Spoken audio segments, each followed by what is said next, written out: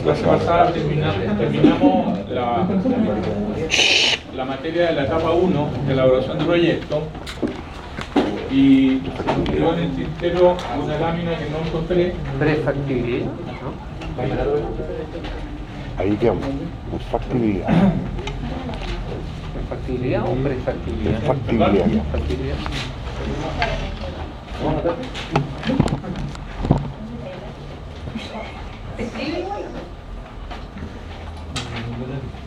Nosotros lo que dijimos es que había una cosa que se llamaba el ciclo de vida de los proyectos. El ciclo de vida de los proyectos tiene varias fases. La idea, la preinversión, la inversión propiamente tal, la operación del proyecto y la evaluación ex post, es decir, una vez que el proyecto está funcionando. Esa evaluación normalmente se hace para corregir algunos elementos de la evaluación o del funcionamiento del proyecto. Nosotros lo que dijimos que la evaluación de proyecto, el curso, tiene que ver con la etapa de la preinversión. La etapa de la preinversión o la fase de la preinversión incluye estas etapas que están acá: perfil, prefactibilidad y factibilidad. Y esta es la lámina que yo no encontré la semana pasada o antepasada, que es el ciclo de la evaluación.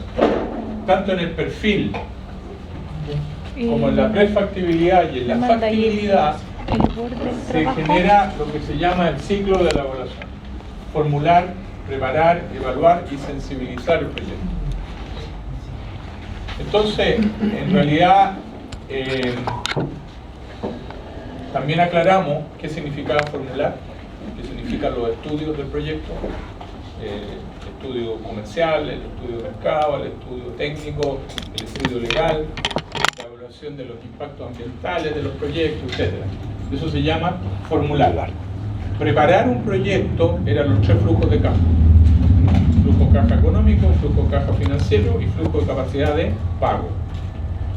Dijimos que el flujo caja económico era el flujo que nos va a dar la rentabilidad del proyecto directamente, flujo de caja libre se llama. El flujo de caja financiero es el flujo que nos va a dar la rentabilidad del inversionista, ¿sí? Y el flujo de caja de capacidad de pago es el que nos pide los bancos. Dijimos que evaluar era aplicar los indicadores de evaluación, el BAN, el TIR, el payback. Sensibilizar, mostramos en la clase 1, cuando mostramos el resumen del curso, que aquí lo que se hace es variabilizar las variables críticas que tiene el proyecto: el precio, los costos, la participación de mercado, etc. Y ver si efectivamente se mantienen las decisiones de llevar adelante el proyecto o bien postergarlo si es que al UGM es el adecuado. Yo no tengo UGM. Cerrar el proyecto si efectivamente a lo mejor cambiaron las condiciones de mercado y a lo mejor el producto no se va a poder vender como se dijo en un inicio. Revisamos la fase de la idea, hablamos de los modelos de Canvas, del Lean Canvas, dijimos que había una gráfica de difusión de las innovaciones y por lo tanto el mercado que uno hace cuando los productos son nuevos son innovaciones, emprendimientos, digamos, que no tienen a lo mejor un producto similar en el mercado. Hablamos que uno tiene que partir con la idea que va a tener un 16% de clientes que efectivamente pueden comprar el producto en su primera etapa de vida, ¿ah? Ese es el ciclo de vida del cliente o de la difusión de la innovación. Dijimos también que el modelo de Lean Canvas era el necesario para poder documentar una idea, de manera que cuando uno tiene una idea, un proyecto, tiene un emprendimiento, a lo menos aplicar estos elementos que están acá, componentes del Lean Canvas. Dijimos que los modelos de negocio no son teóricos, sino que están siendo aplicados todos los días en las empresas. Y acá dijimos que esta era una entrevista al gerente general de NAP, quien había dicho que era necesario repensar estratégicamente el modelo de negocio de NAP. En la etapa de la preinversión dijimos que estos tres elementos, tres etapas eran el perfil, la prefactibilidad y la factibilidad.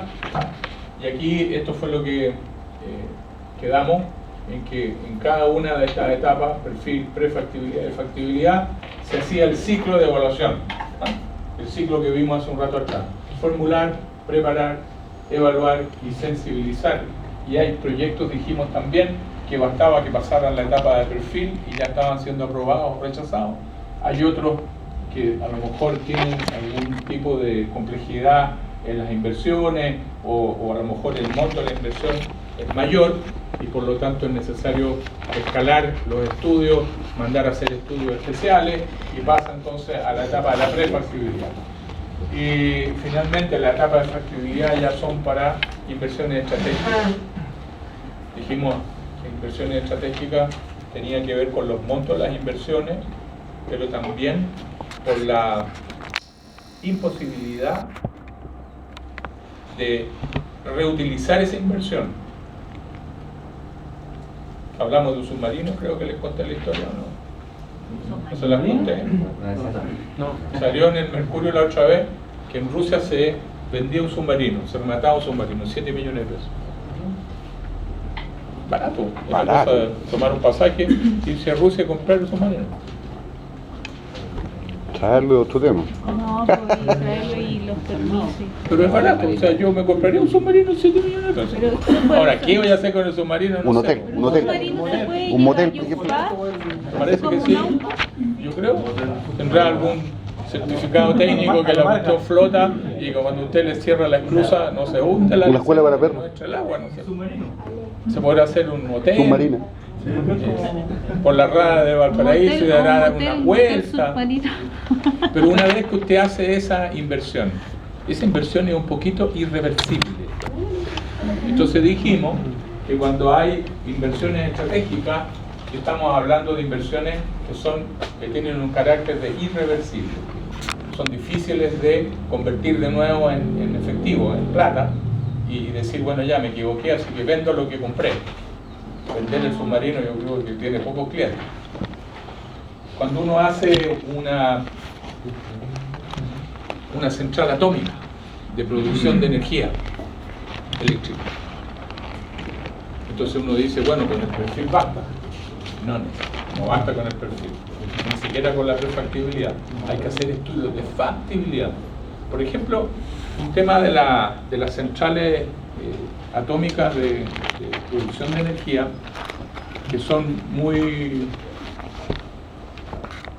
comunes en Europa.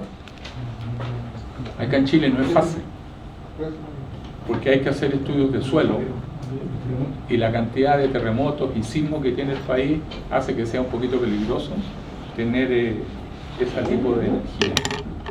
Entonces estamos hablando que ahí estamos hablando de estudios de factibilidad donde obviamente estos son recursivos, se formulan, se preparan, se evalúan, se formulan, se preparan y se evalúan, pero con mayor detalle, con mayores estudios, etc. Bien, por lo tanto el ciclo de vida del proyecto idealmente es este que está ahí, y esta fase 2 es lo que se trata este curso, la etapa de la preinversión. La fase 3 normalmente se llama gestión de proyectos, no evaluación, gestión de un proyecto. Y la etapa 4 es la operación, o sea, ya no es la gestión del proyecto, sino que es la gestión del proyecto funcionando. Y la etapa 5 normalmente son evaluaciones ex post que hacen que uno vaya mejorando sus capacidades de evaluar. En la primera, en el perfil, normalmente cuando son proyectos que están compitiendo, se identifican las mejores soluciones. Aquí se sacan las mejores alternativas de solución al problema o a la necesidad que el proyecto está satisfaciendo. En la prefactibilidad se selecciona la mejor de las soluciones, y en la factibilidad uno ya tiene un anteproyecto. ¿Está bien? Profe, Dígame. cuando está ahí usted en la fase 5 de ¿Ya? evaluación spot de un proyecto grande, por ejemplo, como el metro, ¿cierto? Un metro es un proyecto que tiene un ciclo de vida Sí. 25 o 30 años. Sí. Es probable que en esa evaluación usted determine que haya que cambiar lo anterior también, ¿cierto? Como por ejemplo... Más que cambiar lo anterior, aquí lo que se ve son aquellas gap que se llaman, ¿no? Las diferencias entre lo que se proyectó en el proyecto inicialmente, en esta etapa, acá, y lo que cómo ocurre está operando. De manera que la próxima línea que me hagan a evaluar, se toma el conocimiento de estas diferencias, se ve por qué nos alejamos tanto de la realidad, sí. ¿Ve? Y por lo tanto nos da o nos genera mejor capacidad de evaluar los proyectos siguientes. Okay. ¿Hay cambios tecnológicos también que se suman a eso? Sí, puede ser un cambio tecnológico. Pero es una revisión hacia atrás de lo realizado, en el fondo, porque la línea del metro, por ejemplo, que es un caso claro, ha tenido distintas ubicaciones, pero ha ido mutando la idea del metro producto de la densidad poblacional, sí, claro. ¿cierto? No es el mismo proyecto que hace 30 años el metro. No, ni siquiera por el problema tecnológico, sino que también por temas ambientales, temas de la comunidad, sí. Esto que la gente que estaba en Américo Vespucio hizo toda una campaña para evitar que el metro lo pusieran en superficie, sí. Y que obligaran a que el metro fuera en un túnel, digamos. Aquí también el flujo de caja. ¿Qué flujo de caja generamos aquí, en el proyecto, en la evaluación, en el anteproyecto? ¿Y qué flujo de caja está teniendo el proyecto en la realidad? ¿Cuáles son los precios? ¿Cuáles son los ingresos? ¿Cuáles son los costos reales? ¿Qué pasa con los costos de mano de obra? ¿Eran los que nosotros habíamos proyectado o no? Claro. Las utilidades que está generando el proyecto anuales son las que se proyectaron, no son muy diferentes, etc. Ok, ahí está el panorama completo y el curso, vuelvo a insistir, se centra en la preinversión, ¿no? Y la evaluación entonces parte del ciclo, ¿no? de evaluación del proyecto. Aquí hay un tema interesante que también lo tomamos, lo pasamos en la clase pasada, pero quiero insistir en esto. A medida que uno hace el perfil, la prefactibilidad y la factibilidad, los costos de la evaluación van en aumento. Es muy posible que en la factibilidad uno pida un estudio de mercado, un estudio de un segmento de mercado en particular, que haga la necesidad de estudiar algún precio, la necesidad de hacer estudios de suelo adicionales para asegurarnos que el proyecto está funcionando. La idea y el perfil obviamente que tiene bastante incertidumbre. También a medida que aumenta el tiempo y uno pasa por las distintas etapas de la preinversión, la incertidumbre disminuye. ¿Sí? Entonces aumentan los costos y disminuye la incertidumbre a medida que uno va pasando de etapa en etapa. ¿Qué significa la certeza? Dice la certeza que el decisor conoce con certeza los resultados. ¿Y cuando uno los conoce con certeza? Normalmente cuando está hablando del pasado, cuando está hablando de lo que pasó el último semestre o el año pasado, ya son datos que están. También pudiera ser que uno conoce con certeza los resultados cuando tiene los estudios que se realizaron. Por lo tanto, estamos hablando del presente y estamos hablando del pasado. Pero cuando uno entra en la etapa de riesgo, en que uno entonces está empezando a proyectar su flujo de caja, es decir, qué va a pasar en los próximos 3 meses, en los próximos 6, qué va a pasar el próximo año. Entonces, cuando estamos en la etapa de proyectar, aquí ya hay probabilidades de ocurrencia, pero todavía podemos tener alguna certeza, algún grado de asimilar con lo que conocemos, y uno a las variables le puede asociar una distribución de probabilidades. ¿Estudiaron en estadística lo que son las probabilidades? Sí. Y las distribuciones de probabilidad? Sí. Entonces, supongamos que nosotros tenemos,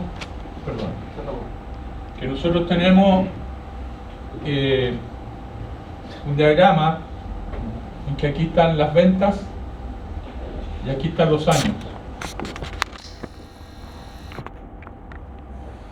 Entonces, uno pudiera a estas ventas, supongamos que esa es la proyección, entonces en una etapa en que uno habla de que estoy proyectando el futuro, aquí estamos en el año 0, aquí se realizó la inversión y aquí está el flujo caja 1, flujo caja 2, flujo de caja 3, flujo de caja N. Entonces, cuando uno habla de riesgo es porque a esta variable le vamos a asignar una distribución de probabilidad. A medida que el tiempo aumenta, es decir, el horizonte del tiempo se aleja del momento en que estamos en el año cero, esa distribución de probabilidades se alarga, ¿fija? O sea, tiene un sigma, una desviación estándar mayor, ¿sí? También pudiera ser que esta distribución de probabilidades no fuera una normal, ahí hay una normal asociada. Es muy usual asociarle a una variable cualquiera el hecho que se comporte en el futuro como una distribución normal. Porque gran parte de los eventos, gran parte de los números se ordenan de acuerdo a una distribución normal, de acuerdo a las probabilidades de los grandes números.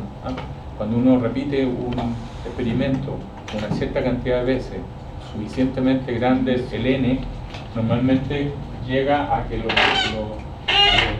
eventos se ordenan de acuerdo a una curva normal, en que aquí hay una media, hay una desviación estándar, y esas desviaciones estándar también se pueden normalizar.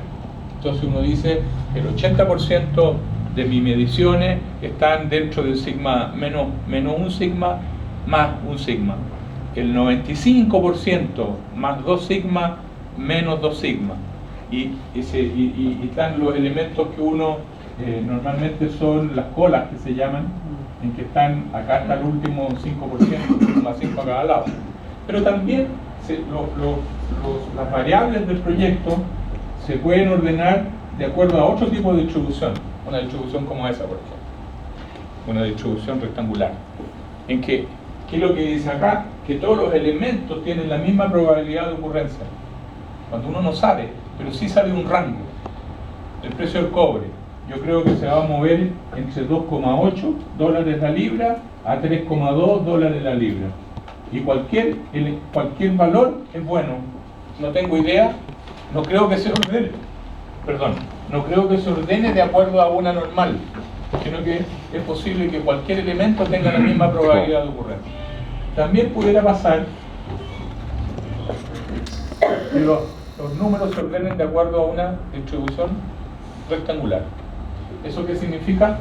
Que el promedio o la media tiene una alta probabilidad de ocurrencia y se puede mover entre un número o entre otro número, pero con menores probabilidades de ocurrencia, etc. En este caso, estamos hablando de que los números del proyecto están dentro de un horizonte riesgoso. Estamos hablando 4 o 5 años. Pero cuando uno pasa ahora, estamos hablando de 5 años. Pero un compañero de ustedes decía que de repente un proyecto del metro se puede evaluar en 30 años o en 25 años. Las concesiones de la autopista, 25 años. ¿Cuánto será el IPC en 25 años? ¿Cuánto será el parque de autos en 25 años? ¿Cuántos serán los costos de operar la autopista en 25 años más? Entonces uno entra acá en un área que uno desconoce. Esta área o este lapso de tiempo en que uno desconoce las probabilidades de ocurrencia se llama incertidumbre. Significa que en la incertidumbre yo no le puedo generar una distribución de probabilidad a las variables, al precio, al costo, a las materias primas. Y entramos entonces en un tema de el que el decisor no conoce la probabilidad. Cuando no se conoce la probabilidad, lo que se hace son escenarios. ¿Está bien? Se experimenta y se dice, mira, pues pongamos un escenario optimista para el futuro. Y veamos que las variables sean todas a favor del proyecto. Otro dirá, no, ¿sabéis qué? Yo prefiero poner un escenario más realista, el que está hoy día. Y otro dirá, no, porque lo realista no es hoy día todavía estamos bien. supongamos un escenario realista, pero un poquito más negativo. Y un tercer escenario pesimista. O sea, todas las cosas malas. A ver cuánta plata podríamos perder en este proyecto en el largo plazo. Estamos hablando de muchos años de horizonte de evaluación. Entonces, resumen, certeza, el decisor conoce los resultados. En riesgo, el decisor conoce la probabilidad de ocurrencia de esos resultados. O por lo menos se pueden asignar probabilidades de ocurrencia. Y en la incertidumbre no se conocen las probabilidades. ¿Sí? Bien. Dijimos que en el perfil del proyecto una de las cosas importantes era identificar si el proyecto tenía ventaja competitiva. Si el proyecto no tenía ventaja competitiva, en realidad nos sacamos mucho el proyectar las cifras en el largo plazo, porque el proyecto seguramente va a fallar. Dijimos también que la ventaja competitiva se podía construir. No era que uno nacía con la ventaja competitiva y si yo tuve la mala suerte de nacer sin la ventaja competitiva no puedo vivir o me va a ir mal en la vida. No. Se construye. Gracias a Dios, la ventaja competitiva es posible de construir. ¿Sí? También se describe la situación con y sin proyecto. Y lo que dijimos en la primera clase es que la situación sin proyecto se llamaba caso base. Caso base. Y se le olvidó a casi todos ustedes la prueba. El caso base era sin proyecto. ¿Qué situación estamos y qué nos va a aportar el proyecto? ¿Sí? Entonces, a la situación sin proyecto le llamábamos el caso base. Se olvida más. También en el perfil del proyecto se miraba la viabilidad y sustentabilidad en el largo plazo. Lo que dijimos es que podemos proyectar a 3 años un proyecto y bueno, y entendemos que sí, es un escenario o un horizonte de evaluación razonablemente factible. Pero ¿cómo lo hacemos para poder medir o poder hacer un test? Si el proyecto se puede ser sustentable a 5 o a 10 o a 15 o a 20 años. ¿Qué modelo aplicamos acá? Dijimos también que habían cosas que son restrictivas sin necesidad de aplicar ningún proyecto. O sea, sin necesidad de aplicar ningún modelo. Por ejemplo, tengo un contrato de arriendo de mis instalaciones, tengo una fábrica, y ese contrato de arriendo se renueva cada 3 años. Y alguien me dice que tenemos que evaluar sobre esa fábrica un proyecto a 10 años. La pregunta que ustedes se tienen que hacer es ¿qué pasa con el contrato de arriendo? ¿Y qué pasa si no se renueva? ¿Qué pasa si me piden a mí las instalaciones dentro de los 3 años? ¿Qué validez tendría que yo pusiera 10 años de horizonte de evaluación? La pregunta es, ¿será? ¿O tendremos que sacar algún contrato extra, algún compromiso firmado del dueño de la propiedad que a lo menos en los próximos 10 años no me van a pedir las instalaciones? ¿Fijan? Entonces, el medir la sustentabilidad y viabilidad en el largo plazo no es trivial, es importante tenerlo claro. No, es que yo voy a producir 5.000 bicicletas, voy a tener 300 perros en mi proyecto haciendo enseñándolos. Uno dice, pero la casa que yo tengo hoy día, ¿cuántos perros puedo aceptar? 20. Pero tú proyectaste 300. ¿Cómo lo hacemos entonces? Entonces, en el largo plazo es cuando los proyectos también muestran algún tipo de debilidad. ¿Sí? Yo no sé si les conté, pero una vez me pasaron a mí un proyecto para revisarlo. Le habían cobrado al empresario 7 millones de pesos, creo, en hacer el proyecto. Eran unos alumnos de último curso de la Universidad Católica. Y era un taller mecánico. Y el taller mecánico, ellos lo que hicieron fue proyectar las ventas. 1 año, 2 años, 3 años, hasta 10 años. Y creo que aquí el taller estaba facturando 50 millones mensuales en 10 años. Y era rentable el auto. Partía facturando 3, 5, 15, 20, 25, 30, 40, 50 millones por cada plato. El problema es que el taller tenía, no me acuerdo ya, pero eran 8 puestos de trabajo. Eran 4 en un lado, había una calle en el medio y habían 4 puestos de trabajo al otro lado. Y cada puesto de trabajo se podían arreglar 3 autos en el día. O sea, 3 por 8, 24. Pongámosle 20. Porque siempre faltaban los repuestos, no estaban todas las cosas que se necesitaban. 20 autos diarios. Por 5 días, 100 autos a la semana. Por 4 semanas, 400 autos, está bueno. ¿cuánto? 400 autos al mes. Está bueno. Para llegar a los 50 millones, se necesitaban como 800 autos al mes. ¿Y cuál es la capacidad instalada del taller? 400. 400. O sea, hasta los 25 millones de pesos, el proyecto funcionaba bien. Pero de aquí para arriba, no. Esto era una curva de mínimos cuadrados. Sí. ¿Le enseñaron eso a ustedes? A juntar las curvas de mínimos cuadrados. Sí. En estadística, ustedes dominan eso. Así como la finanza. Ustedes dominan esas cosas.